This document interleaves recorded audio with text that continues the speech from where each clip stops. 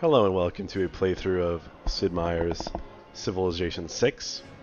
Going to be doing Deity, of course, as Victoria of England. Going to be doing quick speed, just for the sake of viewing, recording. Ignore that in the corner. Fractal map type, just to make things interesting. Standard size. I'm going to be talking about Victoria and just general my decision making, tips for single player, how to beat Deity, yada yada, all that good stuff. So let's just go ahead here. From the first stirrings of life beneath water to the great beasts of the Stone Age, to man taking his first upright steps, you have come far. Now begins your greatest quest. From this early cradle of civilization on towards the stars. Your Majesty the Queen Victoria of England, extend your reach beyond your borders and across the face of the globe. Worry not over the possibility of redcoats and overwhelming navy will surely carry the day. With your calm and steady touch, you can bring all lands under England's sway, establishing a true Pax Britannica.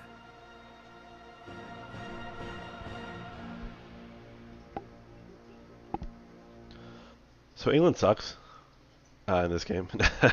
I think Victoria. So here's the thing: Victoria, in my opinion, is the worst civ in the game. But there's a smaller gap between worst and best in this game than in Civ 5. So yeah, she's bad, relatively, but she's not like. It's not like there's a chasm like in Civ 5. There's a big chasm between someone like France and the Maya, or the Iroquois and Babylon, something like that.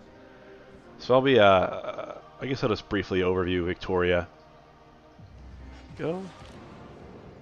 Okay. So Vicky, Queen Vicky. First of all, she's like the most annoying AI in the game, but that's not relevant right now. That's very subjective as well. Anyway, so as for her bonuses, if you don't know, Civ 6 has Civ bonuses and then leader bonuses, which you can see best in Greece because they have multiple leaders for their one Civ. So Britain's bonus, or rather England's bonus is British Museum, Sea Dog, and Royal Navy Dockyard. And Victoria's bonus is Pax Britannica, which includes the Redcoat. So that's why you see Redcoat written out here and not Sea Dog, because Sea Dog is part of England, but Redcoat is part of Victoria.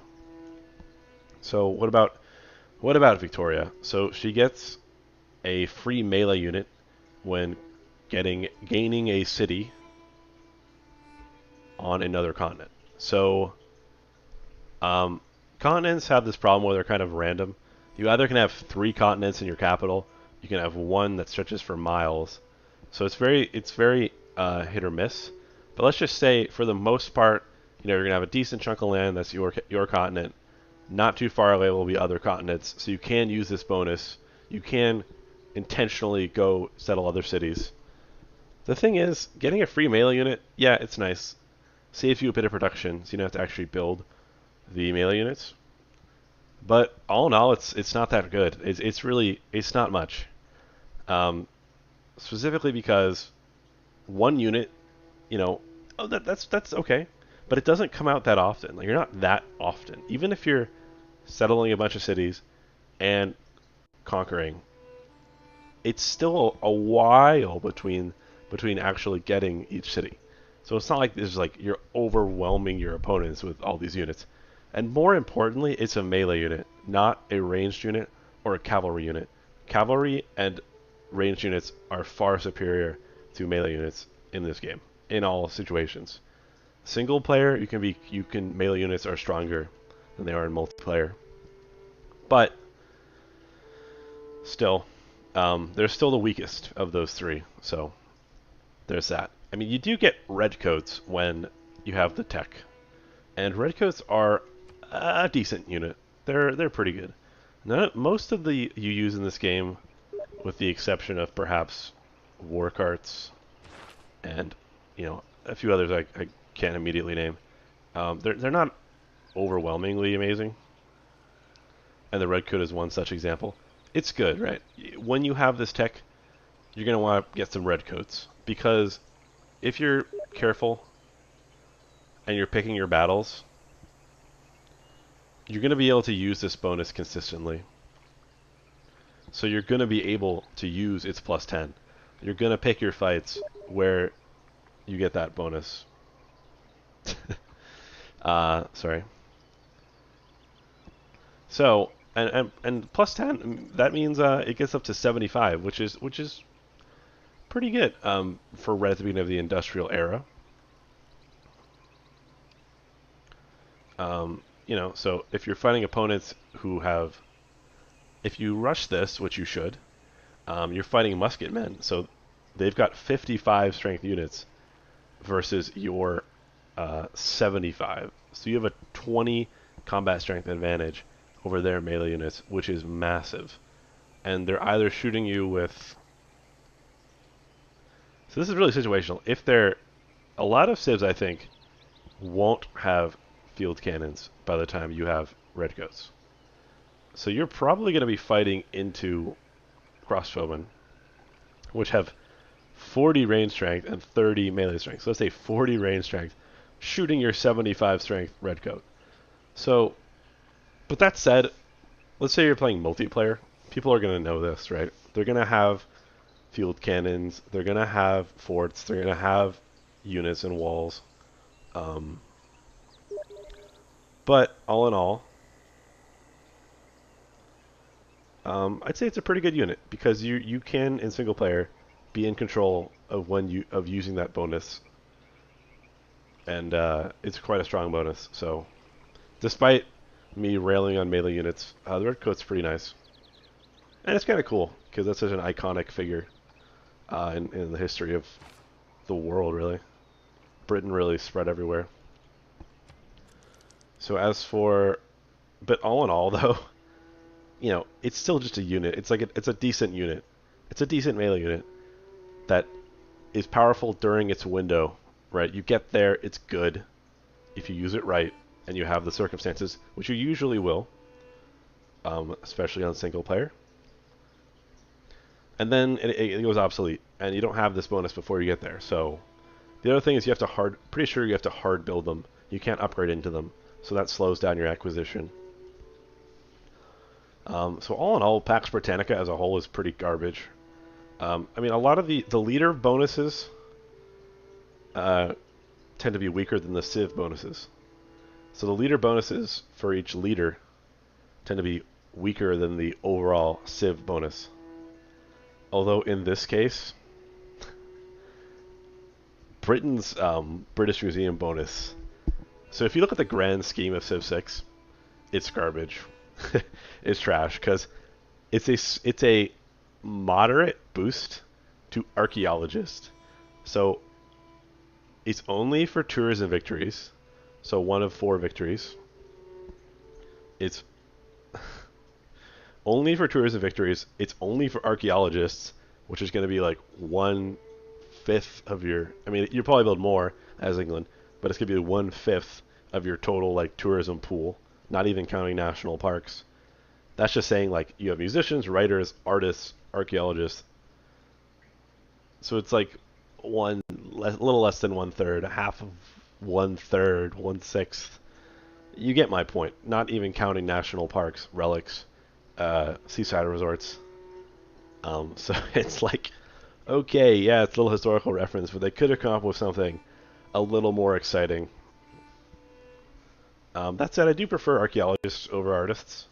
You do have to choose in Civ 6 whether to build an art museum or an archaeological museum, and I like archaeological museums because there tends to be plenty of antiquity sites, plenty of shipwrecks, which are an alternative form of antiquity site introduced in Civ 6. So there's plenty of them, And you can also, instead of competing through great people points, you compete through production. So it kind of equalizes the sometimes cheap AI who just spams a billion cities and gets all those great people. So yeah, Pax Britannica, mediocre. British Museum, straight up bad. Good, okay for tourism. So which means it's so limited. That's the problem. Um, other civs have this problem too. It's not remotely flexible. So many games you're gonna get to this tech and be like, there's no way I am ever like hard building tourism and winning. So what's the point? So it's just so unflexible. Um, anyway, so the last two things are Sea Dog, quite a nice unit. Interestingly, well, let me say again, it's okay. It's good. Is it great? No, it's good.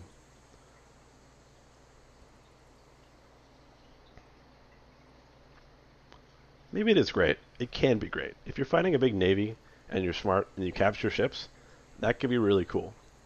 But all in all, the thing about Sea Dogs is that it's a privateer, and the thing about privateers is that it's not a frigate, and the thing about frigates are that you can get it in 4 techs. So this is turn 1, and yeah, obviously you're never actually going to do this, but the way the tech tree is designed is you can really beeline stuff in this game, and boats are like the best example. So you can like just immediately um, run up and get frigates. And that's insane. I mean, I actually highly recommend this if you're playing on a water map. Because frigates are awesome. And you can get caravels of your melee units too. Uh, yeah, so it's equivalent. So this is like one past the Renaissance era, which is the same for privateers. Privateers are weaker, but they can, by 5, but they are invisible unless you're adjacent to it's invisible unless the enemy has a unit adjacent to it. So that's a huge upgrade. It can coastal raid. Is it faster? Let's see. It may not be faster. It is not faster. But that's okay. So it's kind of like a privateer is basically it's supposed to be a precursor to a submarine, which you're probably familiar with if you played Civ 5. Um, and you're probably familiar with if you played Civ 6, but have never built a privateer, which is probably a lot of people who've played Civ 6. One thing, if you're doing England right, and you're getting a bunch of theater districts, it'll boost you. It'll get you a bunch of culture. It'll get you up through this tree faster than most other civs. Maybe not Deity AIs, but it'll get you up here pretty fast, relatively. And so you can you grab these important buildings, these important texts like Merchant Republic and art museums, and then you can grab this pretty nice boat and use it to the best of your ability. Anyway, overall, it's decent. I haven't quite used it enough, frankly, to say how great it is. So that's one of my goals for this playthrough. The best thing about England is the Royal Navy Dockyard, and the best thing about the Royal Navy Dockyard is that it builds in half the time. Any civ that has unique district, that tends to be very powerful because of how fast you can get them out. Because districts, they're expensive. They take a while to build. You got to get your city large enough to build that district. Get it out before you can finally get some adjacency bonuses. You might have like +1. You can finally get like the buildings in there to get the stuff. And so harbors aren't the best district, but they give you a trade route, and trade routes are really, really strong at any point in the game, no matter what you're doing in the game. Oh, pardon me. Yeah, so getting that fast harbor really helps. And the unique aspects for England, besides it building quickly, are you get +2 when it's gold when it's on a foreign continent. Okay, maybe if you have a lot of cities that adds up.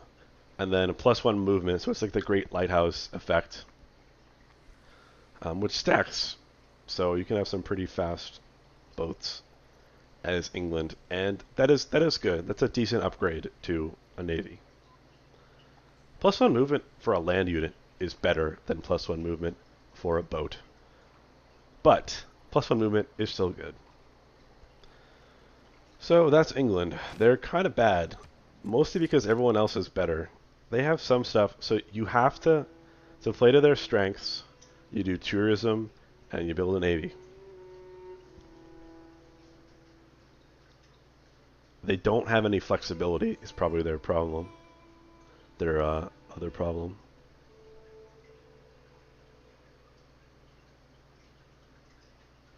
And it's not like their military boosts are so amazing. It's like, oh my god, here come redcoats. Ah, game over. Anyway, yeah, you can still have fun playing her. So that's what we're gonna do. So let's take a look at our start. I'm not a huge fan. The one thing you really want to look for when you're starting is hills. However, we do have plains, which is better than grassland, in my opinion. Because on a one-to-one basis, one production beats one food any day. Um, that was true in Civ 5, but in Civ 6, I think it's even more true. Because in Civ 6, it's not food that limits your growth, it's housing. You're almost never not going to have enough food.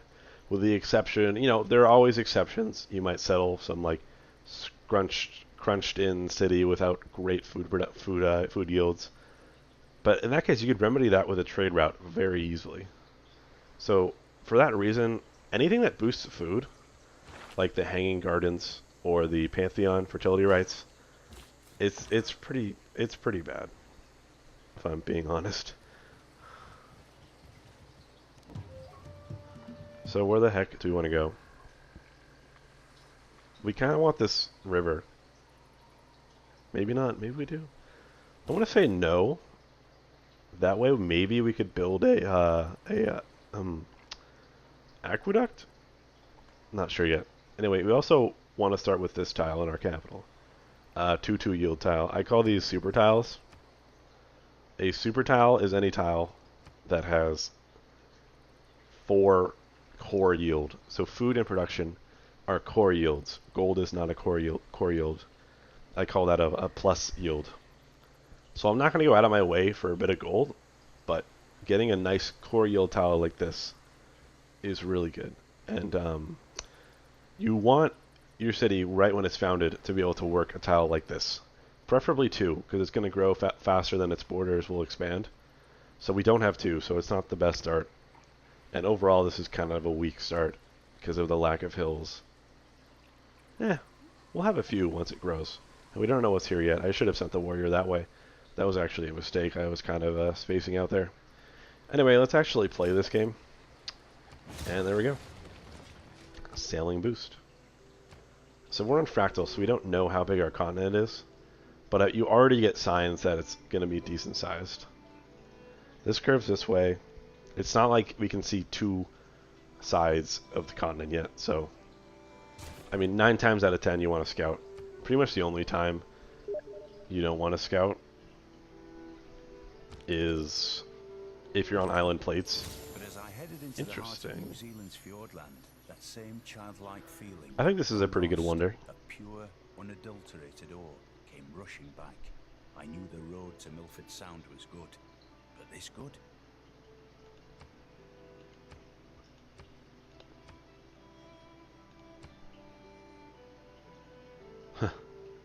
I was gonna say the music seems louder than the quotes, but I already like turned down the music once before.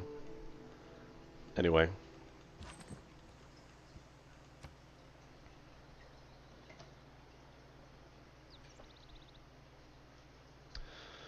so this is making me think we might try to get a religion in this game, which is not something I would normally advise. If you're new to Deity and you don't not 100% confident, you really want to get that first Deity win. I mean, even as an experienced player, like, I virtually never build a holy site unless I get this boost. In fact, I never do. I will never build a holy site if I don't get this astrology boost. And the fact that we got it so early bodes well for us.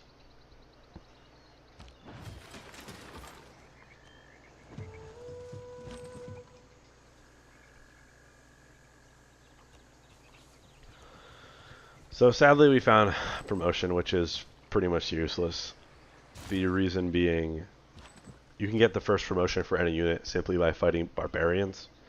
So it's not really exciting to get it early. It's funny, these can be so hit or miss.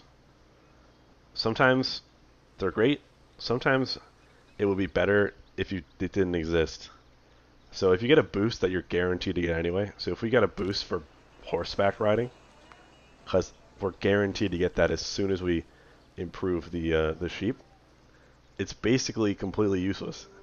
And it's worse than useless because your scout had to go out of his way to pick it up. So it can be funny that way. I mean, scouting is always a really huge part of any Civ game. And here we go. Okay, here's alarm bells going off. So I couldn't see any more coasts when I started the scout. And scouting is really important.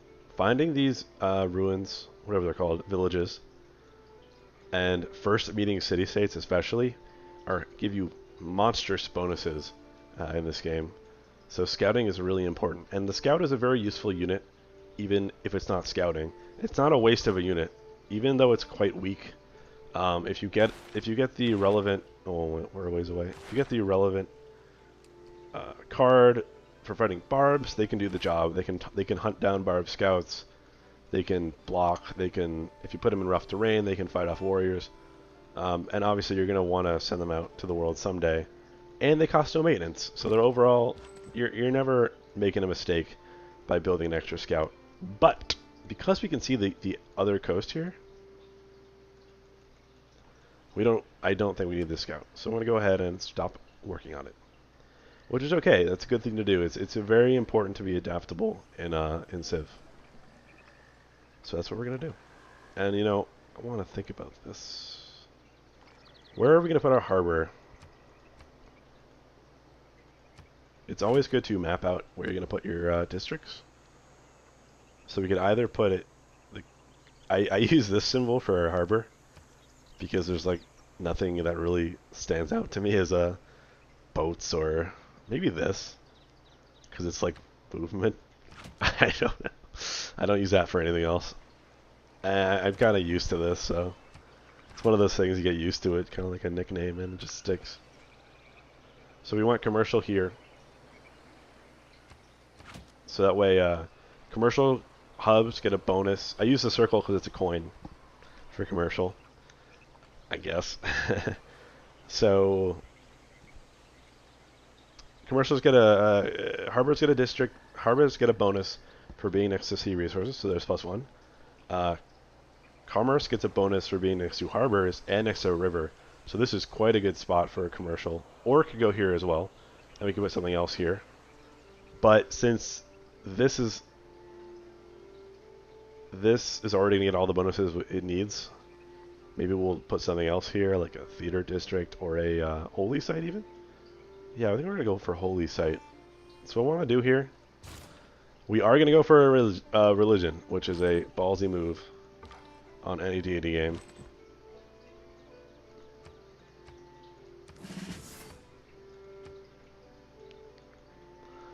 And so the way to get a religion on Deity is you need that early second settler.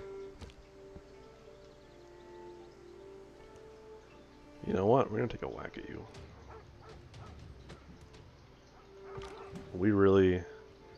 I hate barb scouts with a burning passion. So we want to hurt them. We want to make them suffer.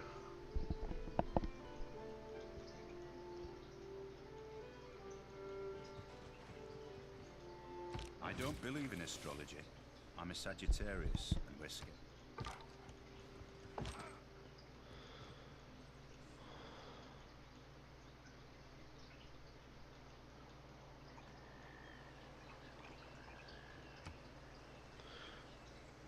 Holy site would be better here. Definitely. Because that way we would get +1 extra faith from these woods. And even if we chop this one here, which we will eventually, it'll still retain the +2. The +1 from having 2 woods. I use this for holy sites because it looks like a meteor or something. I don't know. It's some like holy object from heaven. It's you can do whatever you want. There's no right way to do those. Just kind of whatever helps you remember. Yeah, you could probably pick something cleverer than this for harbor. Anyway, got our holy site ready. Gonna throw that up as soon as we finish our settler, because you gotta go fast when it comes to holy sites on Deity. Now we can just get techs like animal husbandry, maybe sailing. We're not gonna get a builder for a while, so might as well pick up sailing. That way, at any point, if we want to sneak out a boat, we can do that. It's highly likely if we're trapped on an island that we won't get a boost to foreign trade. So that is kind of sad. It is not wisdom, but authority that makes a law. Okay. So for this is an important strategic decision. Discipline is better than survey 99% of the time. Even if you don't have any units except scouts. Even if you have like 4 scouts and a warrior, you still probably want this. I mean, you can make this decision for yourself. The thing is, this doesn't get you that much. Yeah, it'll get your little boost. You know, your terrain boost faster. But scouts don't really level up that fast anyway. And the thing is, even for the scout itself, having discipline will keep it alive. There's no point in leveling it up if it gets one shot by a barbed horseman that it stumbles across. So this helps your scouts. It helps you kill those annoying barbed scouts, and it's just really good all the time. So if you're putting a survey, you're kind of like sneaking it in. Like maybe we can get a little XP in my scout, get it a little faster. But this is by far the safer and overall vastly more powerful card. As for the first to economic, it depends on whether or not you're going to build a holy site. If you are, so the default is God King. The reason the default is God King is because you want your Pantheon, and you want to get it as soon as you can. And because getting your Pantheon is permanent in Civ 6. It doesn't get erased if you get a new religion in your city. So it's always yours, and you want whatever one works with your terrain. Probably going to get God of the Sea, because production is never a bad idea.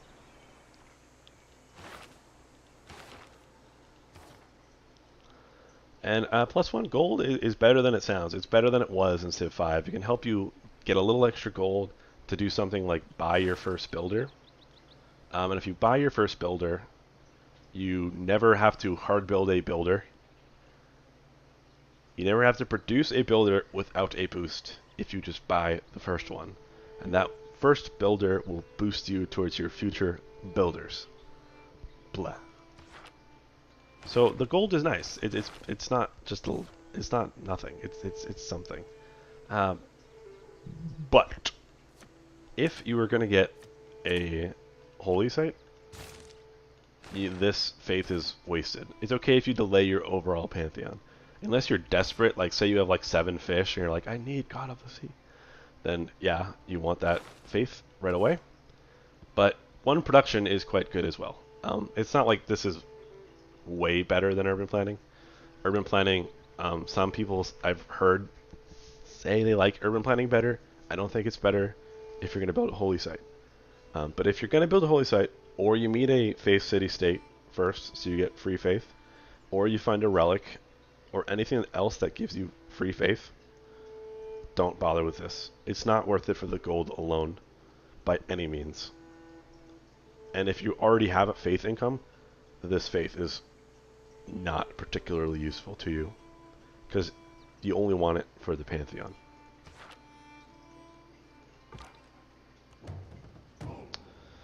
That's where the scout came from. This guy should be okay. I mean, spearmen really hurt scouts because scouts don't get a boost against spearmen the way warriors do. But